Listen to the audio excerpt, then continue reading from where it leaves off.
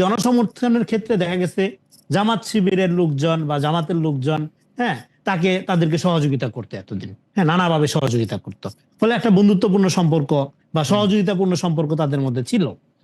কিন্তু দেখতেছে তারা, বিশেষ করে লন্ডন সফরের পরে, যেখানে যখন তারা দেখতেছিল যে এখানে একটা ভালো রাজনৈতিক লড়াই হবে, বিএনপির সাথে তাদের একটা ভালো ফাইট হবে, বিএনপিকে তারা ব্ল্যাঙ্ক চেক দিবে না, বেশ ভালো চ্যালেঞ্জের মধ্যে ফেলবে।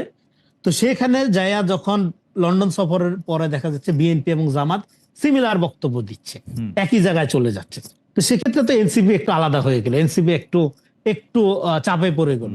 সেই চাপ এখন এইটা জামাত কৌশল আকারে করুক বা যে কারণেই করুক, এইটা করার মধ্য দিয়ে এটার জন্য এনসিপি প্রস্তুত ছিল না, এটা মনে হচ্ছে, এটা সাদা চোখে দেখা যাচ্ছে। তো সেই অপ্রস্তুতিটা কাটায় ওঠার জন্য ডেফিনেটলি তারা মনে করলো যে তাহলে এই ধরনের রিলাই করা যায় না, এরকম একটা ফোর্সের উপর তার ডিপেন্ড করা যাবে না।